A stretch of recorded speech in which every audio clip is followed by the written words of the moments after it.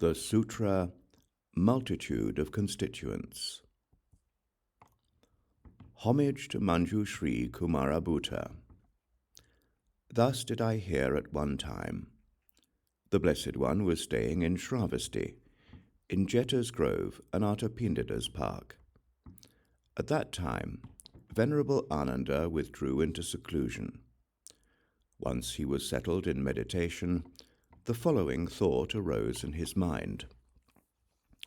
Whatever dangers arise, all of them arise from foolishness, not from being learned. Whatever calamity, whatever harm, contagious illness, or conflict arises, all of them arise from foolishness, not from being learned. In the afternoon, Venerable Ānanda rose from his meditation and went to where the Blessed One was. He bowed his head to the feet of the Blessed One and then sat down to one side. Once seated to one side, Venerable Ānanda said to the Blessed One, "Honorable One, today I went into seclusion, and while settled in meditation, the following thought came to my mind. Whatever dangers arise, all of them arise from foolishness, not from being learned. Whatever calamity, whatever harm, contagious illness, or conflict arises, all of them arise from foolishness, not from being learned. Ānanda, it is thus. Whatever dangers arise, all of them arise from foolishness, not from being learned. Whatever calamity, whatever harm, contagious illness, or conflict arises, all of them arise from foolishness, not from being learned. Ānanda, consider this analogy. If a house made from dried reeds, or a house made from hay, or a pile of dry straw is set on fire, it will indeed be burnt. In the same way, whatever dangers arise, all of them arise from foolishness, not from being learned. Whatever calamity, whatever harm, contagious illness, or conflict arises, all of them arise from foolishness, not from being learned. Ānanda, in the past, whatever dangers arose, all of them arose from foolishness, not from being learned. Whatever calamity, whatever harm, contagious illness, or conflict arose, all of them arose from foolishness, not from being learned. Ānanda, in the future, whatever dangers may arise, all of them will arise from foolishness, not from being learned. Whatever calamity, whatever harm, contagious illness, or conflict may arise, all of them will arise from foolishness, not from being learned. Ānanda, in this way, in the past, in the future, and in the present, those who encounter danger are the foolish, and those who are free of danger are the learned. Those with calamity are the foolish, and those without calamity are the learned. Those with harm are the foolish, and those without harm are the learned. Those with contagious illness are the foolish, and those without contagious illness are the learned. Those with conflict are the foolish, and those without conflict are the learned. Ānanda, you should know that danger as well as calamity, harm, contagious illness, and conflict are from foolishness. They are not from being learned. So, Ānanda, you should understand the qualities of the foolish and the qualities of the learned, and having understood the qualities of the foolish and the qualities of the learned, you should abandon the qualities of the foolish and adopt the qualities of the learned. Ānanda, you should train in this way. Honorable One, how are the foolish classified as foolish? Ānanda, the foolish are not learned in the constituents, are not learned in the sense fields, are not learned in dependent origination, and are not learned in what is possible and impossible. Ānanda, in that way, the foolish may be classified as foolish. Honourable One, how are the learned classified as learned? Ānanda, the learned are learned in the constituents, are learned in the sense fields, are learned in dependent origination, and are learned in what is possible and impossible. Ānanda, in that way, the learned may be classified as learned. Venerable One, how is it that the learned are learned in the constituents? Ānanda, the learned know and see the 18 constituents correctly, just as they are. The constituent of the eye, the constituent of form, and the constituent of visual consciousness, the constituent of the ear, the constituent of sound, and the constituent of auditory consciousness, the constituent of the nose, the constituent of smell, and the constituent of olfactory consciousness, the constituent of the tongue, the constituent of taste, and the constituent of gustatory consciousness, the constituent of the body, the constituent of touch, and the constituent of tactile consciousness, and the constituent of the intellect, the constituent of mental phenomena, and the constituent of mental consciousness. Ānanda, in this way, they know and see the 18 constituents correctly, just as they are. Moreover, they know and see these 6 constituents correctly, just as they are. The constituent of earth, the constituent of water, the constituent of fire, the constituent of wind, the constituent of space, and the constituent of consciousness. In this way, they know and see these 6 constituents correctly, just as they are. Moreover, they know and see these 6 constituents correctly, just as they are. The constituent of desire, the constituent of malice, the constituent of hostility, the constituent of renunciation, the constituent of the absence of malice, and the constituent of the absence of hostility. In this way, they know and see the 6 constituents correctly, just as they are. Moreover, they know and see these 6 constituents correctly, just as they are. The constituent of pleasure, the constituent of pain, the constituent of happiness, the constituent of sadness, the constituent of equanimity, and the constituent of ignorance. In this way, they know and see the 6 constituents correctly, just as they are. Moreover, they know and see these 4 constituents correctly, just as they are. The constituent of sensation, the constituent of perception, the constituent of formation, and the constituent of consciousness. Moreover, they know and see these 3 constituents correctly, just as they are. The constituent of desire, the constituent of form, and the constituent of formlessness. Moreover, they know and see these 3 constituents correctly, just as they are. The constituent of form, the constituent of formlessness, and the constituent of cessation. Moreover, they know and see these 3 constituents correctly, just as they are. The constituent of the past, the constituent of the future, and the constituent of the present. Moreover, they know and see these 3 constituents correctly, just as they are. The constituent of the inferior, the constituent of the intermediate, and the constituent of the superior.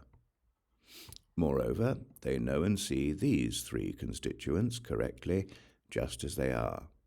The constituent of the virtuous, the constituent of the non-virtuous, and the constituent of the neutral. Moreover, they know and see these 3 constituents correctly, just as they are. The constituent of learning, the constituent of no learning, and the constituent of neither learning nor no learning. Moreover, they know and see these two constituents correctly, just as they are, the constituent of the contaminated and the constituent of the uncontaminated. Moreover, they know and see these two constituents correctly, just as they are, the constituent of the conditioned and the constituent of the unconditioned. Ānanda, it is in this way that the learned are learned in the constituents. Honourable One, how is it that the learned are learned in sense fields? Ānanda, the learned know and see the 12 sense fields correctly, just as they are, the sense field of the eye and the sense field of sight, the sense field of the ear and the sense field of sound, the sense field of the nose and the sense field of odour, the sense field of the tongue and the sense field of taste, the sense field of the body and the sense field of touch, the sense field of the mind and the sense field of mental phenomena. Ānanda, it is in this way that the learned are learned in the sense fields. Honourable One, how is it that the learned are learned in dependent origination? Ānanda, the learned know and see dependent origination correctly, just as it is, in forward and reverse order, in this way. When this is present, this will arise, and when this arises, this will occur. In this way, through the condition of ignorance, there is formation. Through the condition of formation, there is consciousness. Through the condition of consciousness, there is name and form. Through the condition of name and form, there are the 6 sense fields. Through the condition of the 6 sense fields, there is contact. Through the condition of contact, there is sensation. Through the condition of sensation, there is craving. Through the condition of craving, there is grasping. Through the condition of grasping, there is becoming. Through the condition of becoming, there is birth. Through the condition of birth, there is old age and death, sorrow, lamentation, suffering, unhappiness, and disturbance. This mass of nothing but suffering. And so too, when this is not present, this will not arise, and with the cessation of this, this will cease. In this way, through the cessation of ignorance, formation ceases. Through the cessation of formation, consciousness ceases. Through the cessation of consciousness, name and form cease. Through the cessation of name and form, the 6 sense fields cease. Through the cessation of the 6 sense fields, contact ceases. Through the cessation of contact, sensation ceases. Through the cessation of sensation, craving ceases. Through the cessation of craving, grasping ceases. Through the cessation of grasping, becoming ceases. Through the cessation of becoming, birth ceases. Through the cessation of birth, old age and death, sorrow, lamentation, suffering, unhappiness, and disturbance. This mass of nothing but suffering ceases. Ānanda, it is in this way that the learned are learned in dependent origination. Honourable One, how is it that the learned are learned in what is possible and impossible? Ānanda, the learned know and see correctly, just as it is, that what is possible, and what is impossible is impossible. Ānanda, this is impossible and does not happen, that the ripening of any negative behavior of the body or any negative behavior of the speech or mind will produce things that are desirable, pleasant, joyful, or attractive. This is impossible. This is possible, that the ripening of any negative behavior of the body or any negative behavior of the speech or mind will produce things that are undesirable, unpleasant, unjoyful, and unattractive. This is possible. Ānanda, this is impossible and does not happen. That the ripening of any positive behavior of the body, or any positive behavior of the speech or mind, will produce things that are undesirable, unpleasant, unjoyful, and unattractive. This is impossible. This is possible, that the ripening of any positive behavior of the body, or any positive behavior of the speech or mind, will produce things that are desirable, pleasant, joyful, and attractive.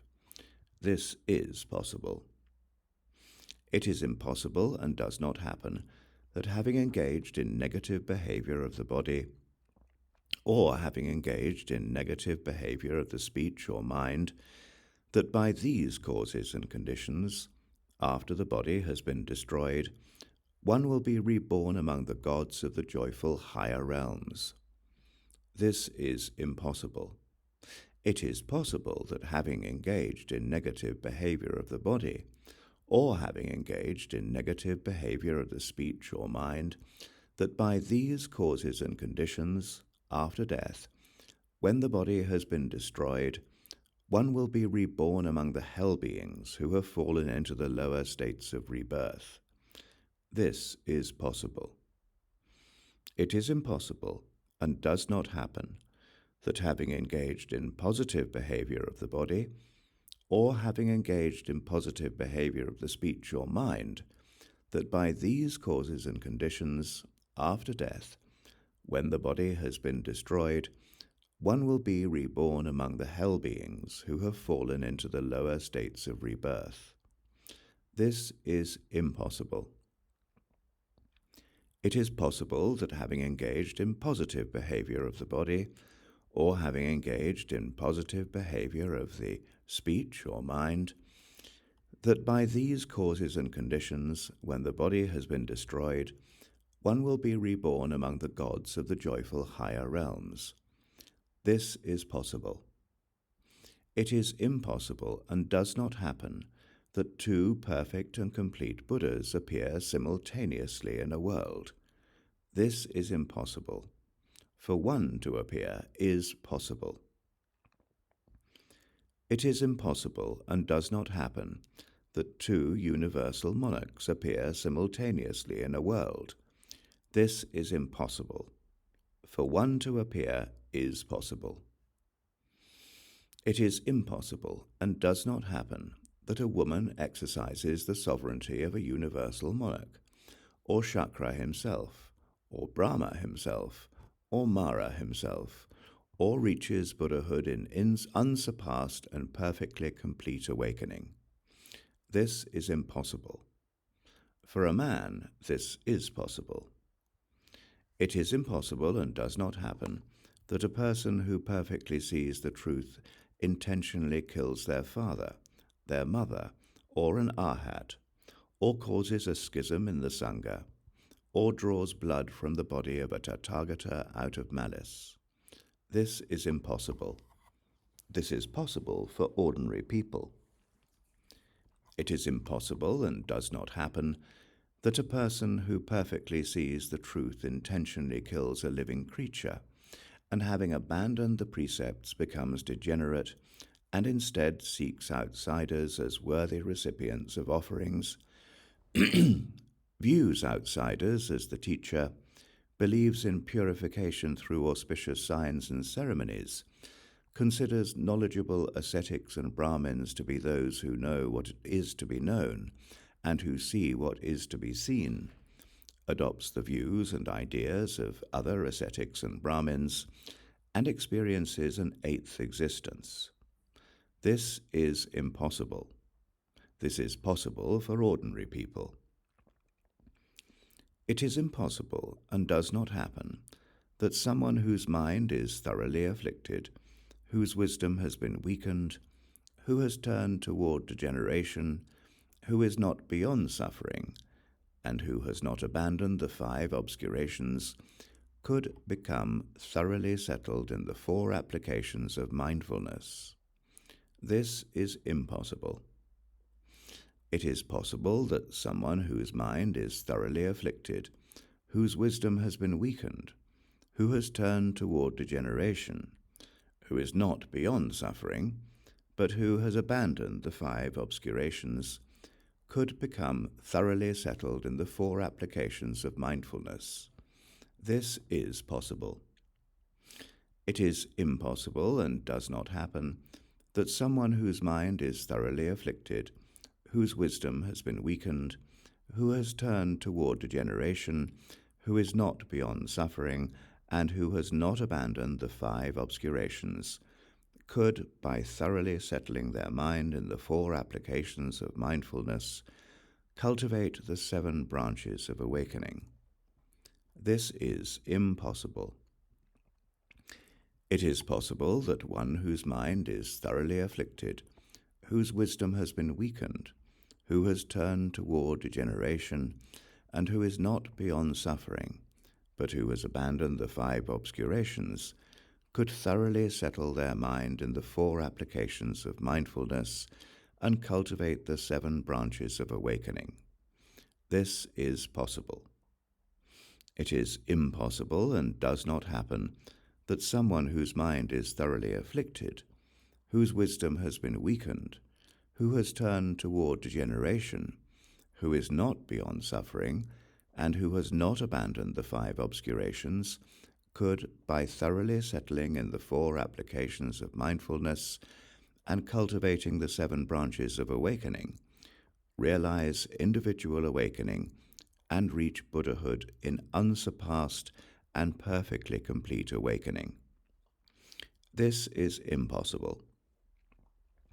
It is possible that one whose mind is thoroughly afflicted, whose wisdom has been weakened, who has turned toward degeneration, and who is not beyond suffering, but who has abandoned the 5 obscurations, could, by thoroughly settling in the 4 applications of mindfulness and cultivating the 7 branches of awakening, realize individual awakening and reach Buddhahood in unsurpassed and perfectly complete awakening. This is possible. Ānanda, it is in this way that the learned are learned in what is possible and impossible. Honourable One, what is the title of this Dharma discourse? How should it be remembered? Ānanda, remember this Dharma discourse as the 4 parts, or as the mirror of the Dharma, or as the great drum of deathlessness, or as many constituents. Therefore, many constituents is the simple designation of this Dharma discourse. This concludes the Sutra, Multitude of Constituents.